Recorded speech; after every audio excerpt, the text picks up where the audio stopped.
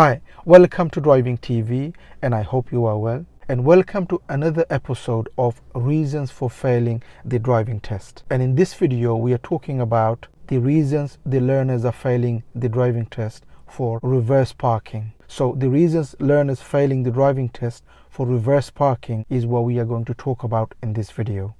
Let's start the lesson.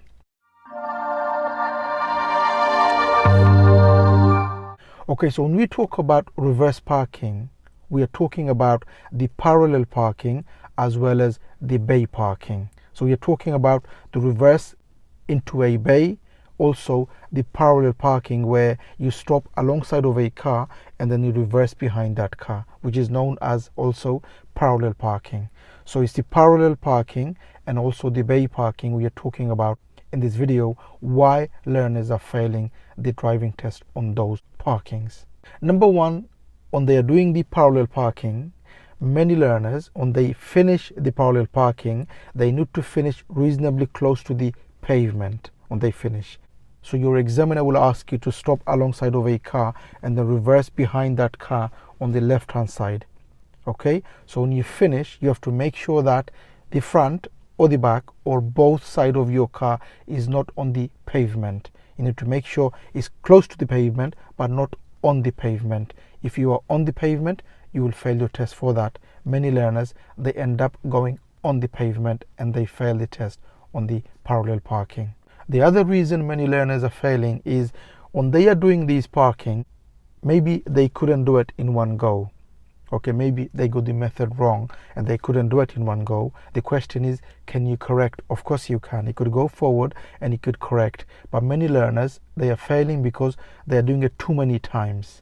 Okay, obviously you are allowed to correct, so you could go forward, you could correct your parking, but it doesn't mean to say that you're going to be doing it too many times. Okay, so you need to make sure that you correct, but don't do it too many times. If you do it too many times, what does it mean? It means that you need more practice on that parking and you will fail your test for that. The other reason the many learners are failing on reverse parking is losing the control of the car. They don't control the car, or they lose the control of the car when they are doing the parallel parking or the reverse bay parking.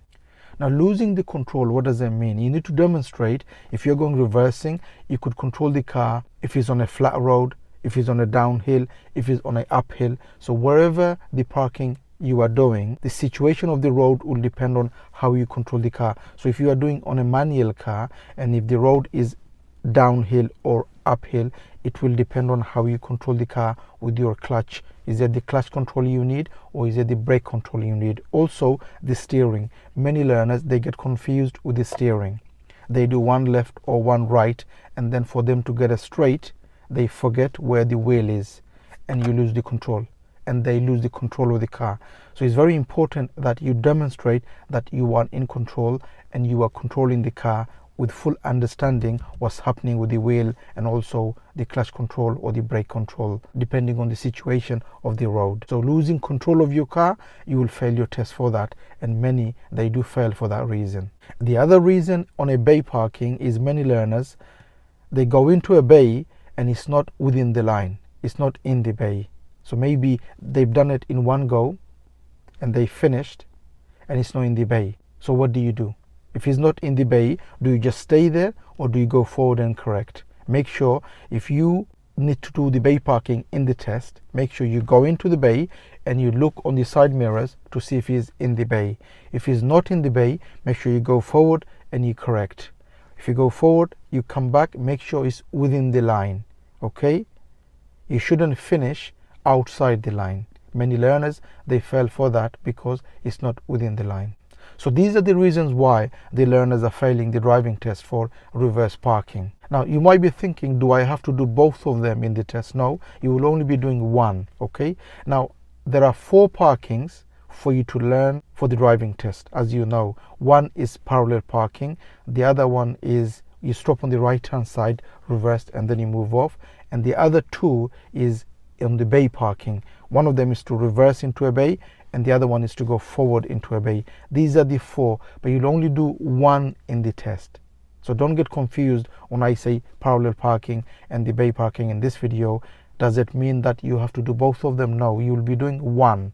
What I mean, whichever you do, just make sure that you don't fail for the reasons I've just given you in this video. I hope this video helps. If it did, please do give a thumbs up. And if you're new to the channel, don't forget to subscribe so you don't miss any of my future videos, and hope to see you again on the next video.